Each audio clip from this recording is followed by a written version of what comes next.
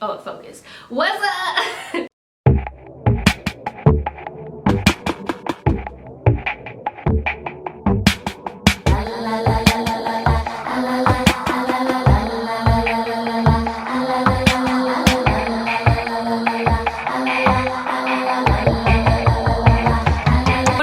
Tribe, it's your girl Naja here, and I am back with another video. This video is going to be a tribe tea. I hope y'all have gotten better this week because last week was a hot ass mess. The week before that was dry, so I'll give y'all a pass for last week because last week was a whole hot ass mess. I was like, where are some of y'all parents and my Zoe boys, these spirits?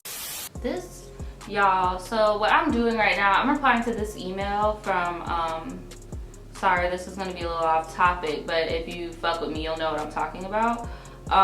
So basically, the big wigs of the episode were like, girl, your shit is making us some coins, but you got some vulgar shit going on and you need to fix it or we're gonna shut your shit down. And I'm like, why is everybody trying to shut me down? Why can't I be creative? That's why I'm like, you know what? I just need to go ahead and write a fucking book.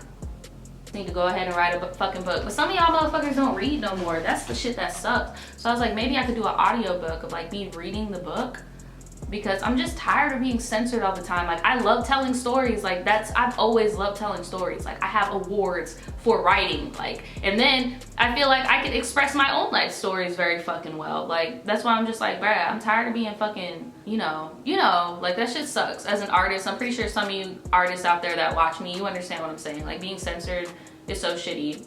Even Instagram's trying to censor me with my artwork. Like, I posted this drawing of mine, and one of these fucking hating ass motherfuckers reported my drawing to Instagram, and it's literally like a girl's waist, and you could see like the bottom of her breast, and they were like, it's nudity, and they gave me a strike. I'm like, I didn't even know you could get strikes on Instagram. Fucking bougie ass people. Let me just get back on this. Woosah. This video isn't even supposed to be about me. This is supposed to be about you guys. I just had to vent real quick because ooh, this one is long. I don't know if this shit is long or if the font is just big. But it's called Tribe Tea, Stuck in a Hoarder's House. Bless. Girl, I love your channel and been subscribed since 10K. Damn, girl, you a OG, okay. Anyways, let me tell you about one of me and one of my best friend's crazy nights. We are 25 now, and this happened the end of our junior year, so we had to be about 17. I know this because we went to go see Hot Tub Time Machine. Anyways, I'm from Cincinnati. Oh, and back in the day, all the teenagers used to go across the river to Kentucky to go to the movies and stuff. So one day, me and my best friend Lisa caught the bus to the movies. By the time we got out, it was late, so the buses weren't running anymore. Girl, trust me, I know. That shit happened to me before. Y'all already know. We walked across the bridge to get back to downtown Cincinnati. It was a 30-minute walk. We get downtown and we're still stranded. We both live on the east side of our city and it's a 30-minute drive from downtown. Lisa couldn't get her mom to get us because she had a handicapped brother and couldn't leave out the house without him. And I didn't want to hear my mom's mouth because she didn't like Lisa, and you'll see why later. I'm trying to tell y'all, I'm pretty sure you know now, but for any of my younger viewers that are watching, if your parents is telling you not to fuck with somebody, there's a reason, okay? Because the majority of the people my mom told me to leave the fuck alone, I had to learn about the hard way. Trust me, your parents aren't just being petty. Some of y'all parents might be being petty. If it has something to do with like skin color or religion or sexuality, that's petty. But most of the times your parents know. I ended up texting a boy named Ryan, I knew, to see if he could come and get us. He kind of flirted with me, but he knew he was in the friend zone. He said he was with his brother and he could take us home. So they pull up in some kind of nice ass car, and of course our young asses were geeked up. Shit, y'all should have been geeked up seeing any type of car. If I was in y'all situation and the hoopty hopped up, I would be praying to Jesus, hello. He was light skinned with waves and he dressed nice.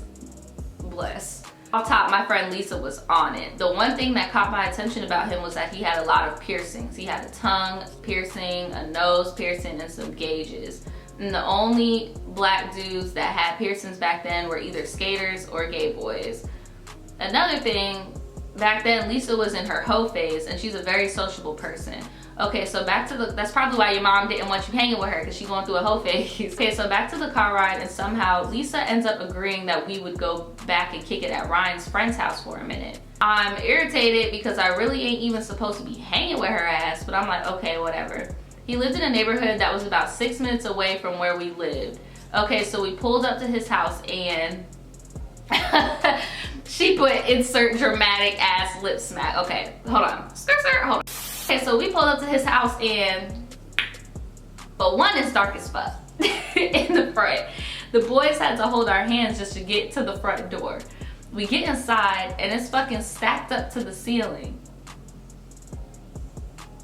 Oh, like the horde, oh my God. It was literally only a pathway. At this point, they're leading us to his room, which was the patio.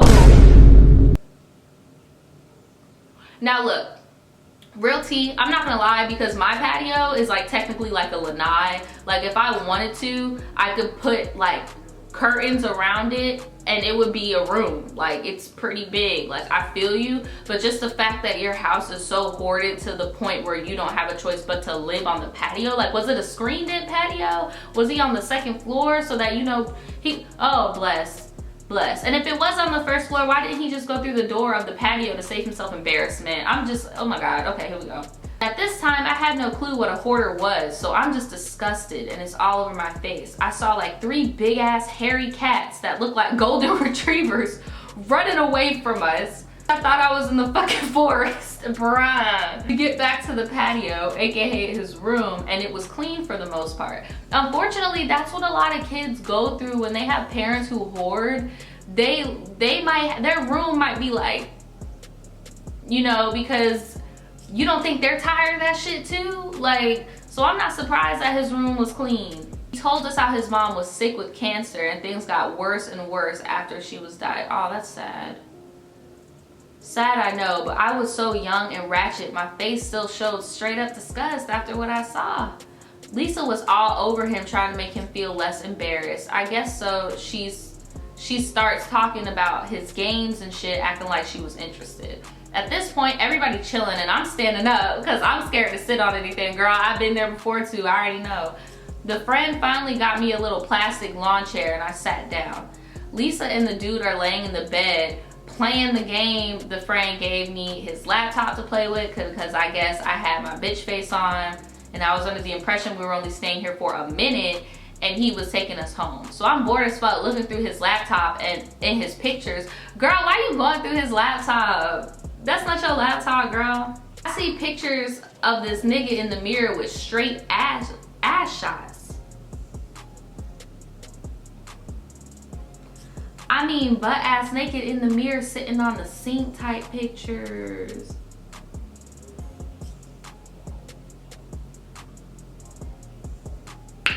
I immediately look up at him and my friend and bitch, they in the bed making out under the covers and all. Well shit sis, maybe he swings both ways. I mean, I look at Ryan and he was just chilling playing the game all normal and I'm just at a loss for words right now. Of course I'm gonna tell my friend what I saw, but it was kind of too late because they was already fucking. She fucking in this dirty ass house. At this point it's late as fuck, about 2:30, 3 o'clock, and my mom's been blowing my phone up and I've been ignoring her. Okay, again, I know you're old now, but for any of y'all that might be younger, if your parents are blowing your phone up, the least you could do is text them and be like, I'm safe. Like, that's something I had to learn when I was going out and partying when I was younger too. Like, just ignoring the calls isn't helping the situation. The least thing you can do is just text and be like, hey, I'm straight. Like, that's what I usually do with my mom. Like, hey, just wanted to let you know I'm breathing. I'm not kidnapped. I'm not in a ditch. Like, and went out with my fucking night. She may have been upset because I didn't come home the time she wanted, but at least she could be upset about that and not be worried thinking that I'm dead somewhere, you know? I forgot to tell you, I was also on the phone with my other best friend the whole time ever since we got in his room / the patio. So she knew everything that was going on because I was kind of talking low without it being obvious that I was talking about them. So she was kind of helping me figure out how I'm gonna get home because clearly I'm fucking stranded again, that part. And now anybody that could help is probably asleep. She gave me the idea to ask my ex to pick me up, so I did that. We were still kind of on and off, so I didn't want him to know who else I was with. So I told him Lisa had me stranded at some nasty ass house and fell asleep on me, and he went for it. Now it's like 4:30 in the morning. Lisa and that dude was asleep in the bed, and Ryan was getting ready to make a little dust pallet on the floor. Bless. This nigga laid down, looked at me and said, "I'm sorry you got stuck here, but do you want to lay down here with me?" Boy, bye. I flat out said no and asked him to walk me down the street to Family Dollar because I had a ride coming. We get outside and girl, I felt like a damn zombie. Everything was so bright and the fresh air never smelled so good. We get out on the street, and since Ryan and my ex knew each other, I told him that my ex was coming to get me and I really just needed him to walk me through the jungle. He laughed, gave me a hug, and went back in. My ex came to get me, take me home. My mom cursed me out and took my phone. I wasn't tripping though, because I already took the SIM card out before I came in the house. Yo, I can't tell you, my old best friend used to do that shit all the time. His parents would take his phone and he would just take the SIM card and then put it in an old phone. I go to bed, wake up around 11, and this bitch Lisa calling me on my little trap phone talking about, "Girl, why you leave me?" I said, "Bitch, why would you even stay there?" I told her about the suspect pictures. It was kind of too late to even care about. Sorry about it being so long, but that was one of my crazy hood rat stories with one of my favorite hood rat friends. P.S. Oh yeah, I literally live 6 houses down from that dude now, and it got torn down and rebuilt. Damn. Yeah, the city probably repossessed the house. That happens a lot. I watch that Hoarders show a lot. I like watching Hoarders, Intervention, the Bio, anything A&E, the Bio channel, ID channel. I watch all that shit. I'm an old lady, okay? And that's usually what happens of why they even have the Hoarders show, to help those people clean up so the city doesn't repossess it. And sometimes it's just so bad that they just have to knock it down. Like, all right, so we have a Tribetea, and I wanted to read this one because when I clicked on it, I looked at her picture and she looks grown, and we need some grown stories, okay? I'm tired, And I appreciate the last girl was grown too, but you know, she told us a story from her youth, but here we go. What's up, Naja? Hey girl. I just watched your story time about the bully who stole your phone. I have something similar to tell. I'm 33 now. Okay, honey. And this happened when I was in the 7th grade. The only reason I remember this story is because the girl was a bully, not my bully, and she stole my damn lunch money. Her name was Ebony. You can use that dirty bitch name. This happened during science class in the planetarium. I'm sure you know what a planetarium is, but if not, it's where the, yeah, that used to be my favorite shit, but we used to have to go to this place called the Mosh to go to the planetarium. It's like when the ceiling opens up and like it's, yeah, I don't know, look it up if y'all youngins don't know about the planetarium. I love that shit too. She said I fucking love that class. Okay, back to the story. So on this day, right before the lights went off, before the lecture, I put my lunch money in the front pocket of my backpack because it kept trying to come out of my pocket when I sat down. Ebony always sat beside me pretending to be my friend, who was actually a bully, but not my bully. Asked if I could tell her the time when the lights go out because she had to leave early. The first thing that came to mind was, bitch, the light's about to be off and I wear glasses. I told her I would try. It was the Libra in me. In the middle of the lecture, she asked, and I gave her the time. But for me to see my watch, I had to turn my back towards her to get a light on my watch. I gave her the time, and within the next 15 minutes, we went to lunch. In the cafeteria, I looked for my money because I knew I put it in the front pocket of my backpack. But then it hit me. This old dirty dog-looking bitch stole my lunch money. Mind you, I was a pretty thick girl in the 7th grade, bigger than Ebony's ass. I knew she took it. As soon as she came in the cafeteria with her clique of mean girlfriends, I told her, I know you stole my money, and I'm gonna give her until the count of 3 to put it in my hands. I don't give a fuck about you bullying other people. Girl, I wish I had this energy in the 7th grade. Oh my God. I will beat your ass about my damn lunch money. Honey, when I tell you it got real, she tried to get smart, but before you knew it, I snatched that bitch because she's not going to do, what she's not gonna do is steal my money and try to bully me like I wouldn't sit on her ass. Bless. Oh, bless. Took that money out of her pocket so fast with a quick apology. I got bullied by boys and fought them. I did not mind beating that bitch's ass. From that day on, every time she saw me, she went the other way. When all the kids go skating on Saturday for Black Music Night, oh my God, I miss that shit like in middle school, bruh. We used to go to the skating rink too. She would show up and never come in my directions. Hell, her friends were even got scared of me. The moral of the story is don't ever let nobody punk you. Yes, I don't care how big or small you are. Girl, I needed this advice when I was in the 2nd grade because I was so tiny. I was like, oh my God, I'm gonna get beat up. Oh my god, that is so dope. Thanks, Kiana. I really needed that laugh. Like, I really wish I would have handled my situation like that. Oh shit, this one is dark. This one is called "A Good Friend of Mine Turned Out to Be a Murderer." Hey Naja, hey girl. That title just kind of had me shook. Crazy subject line, I know, but it's completely true. I love watching your videos and I just want to say that I'm 22 too. Hey girl. But I'm a Leo. Well, happy belated birthday. So let's start from the beginning of my story. I grew up in a small town and the church I attended was super small. All the kids were in one youth group, so we all knew each other. A family in our church had several foster kids and one of these kids happened to like me. We will call him Bud. So Bud made it pretty clear that he liked me. He would always flirt with me and want me to be his partner. Sometimes we would chill outside the church and just talk. This seems all well and good, except I'm 13 and he's 17, about to turn 18. Yeah girl, that happened to me too. I have a video on that shit. That definitely happened to me. Now, I'm not supposed to age gap in relationships considering my fiance and I are 8 years apart, but a 17-year-old should not be hitting on a 13-year-old. Exactly. So he is about to turn 18 and leave the foster home he's at. We begin emailing back and forth. I, for some reason, still have all the emails. The first message he sends me contains his home address and home phone, as well as him telling me that he will wait for me as long as he can. He also wants me to meet his family when he turns 18. I brush him off and say we can stay friends, but that's literally all we can be. So he moves away and we continue to email and text back and forth for the next few years. Eventually, we start messaging back and forth on Facebook. When I'm about 16, he comes back to town and visits his old foster family and takes time to see me too. We hang out and he professes his love for me, but I'm still not so comfortable with our age difference and my mom does not like him, so I shut him down again. Ooh, child. So I was naive and knew nothing when it came to sex. Oh no. He knew I wanted to wait until marriage and it wasn't something I was comfortable with. He began speaking extremely sexual towards me and wouldn't quit. We kept in contact, but I would minimize how much we actually talked because it was not appropriate at all. So he sends me a message in like May 2011 that says, "Feel like going to jail." Who just feels like going to jail? What? I wasn't contacted again until December 2011. We are back in contact, but it's definitely a lot less than before. I'm super busy with school and extracurricular activities, so I talk to him very little. Jump to 2014, I'm about to graduate from high school and he talks about this place. Let's call it JoJo's. So we were supposed to text later that night when he left from JoJo's, but he gave me a fax number and took forever for us to sort the number situation out. We are texting again and everything is cool. So he starts hitting on me again and trying to be my boyfriend and I tell him no and how I don't want a boyfriend starting college and blah blah blah. So we lose contact again and I get another message from him in 2016.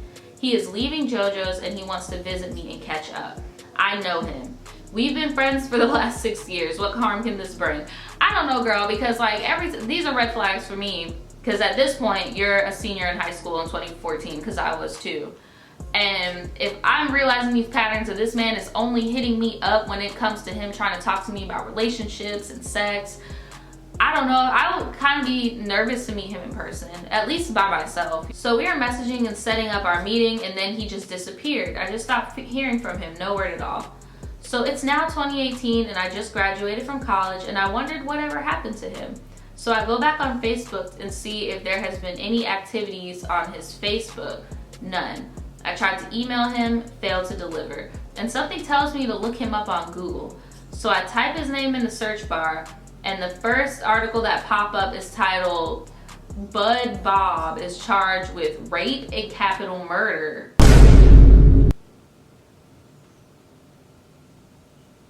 Bruh, what the fuck? Clicked on the article and lo and behold, the mugshot is my old friend Bud.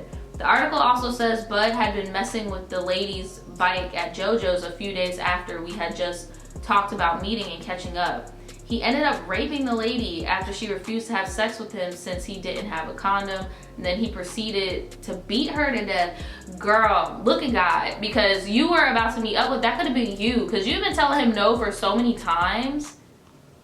That is divine intervention right there. I was absolutely dumbfounded when I learned all of this and realized I was lucky as hell, yes ma'am, that we didn't meet, because that could have easily been me. I've known this man for over 6 years and I thought I knew him and thought I would be safe around him. I was so wrong. I'm still dumbfounded because I can look through all of our messages and he seemed so sweet and kind, but I was so wrong. So that is the story of how I learned that my friend had raped and murdered a lady days before we were supposed to meet. I really do enjoy your content, and I definitely was a good girl growing up and didn't do anything too crazy, but I thought this was crazy. Yeah, girl, that's wild. Please don't show these on video. It's so you know that I'm being truthful, just so that I have some credibility. I'll attach the article and pictures of us together. Oh, he was a white boy. Oh my God, he was a white boy. You had some long hair, girl. I'm about to look at this article real quick. This is a hot ass mess. That's crazy. This news report is a hot ass mess. That dude's eligible for the death penalty. That's crazy. And I didn't even know that where you're at, because I'm not going to disclose any of that, but I didn't even think they had the death penalty over there. So that's wild. They considering it for his ass. And I'm sorry, I know you may still have a soft spot for him, but that nigga deserved to die. I just read that shit. Like, I don't know. I always think about that though, like, is there somebody that I knew in my recent past that has done something like crazy like that, but I just never really looked into it or heard of anything like that. But that's just wild that you were this close, like you were that close to that possibly happening to you. So if you guys have any commentary on any of the stories, especially that crazy ass last story that I just read, put it in the comments below. I'd love to start a convo with you guys. And yeah, I will see you all next time. Bye.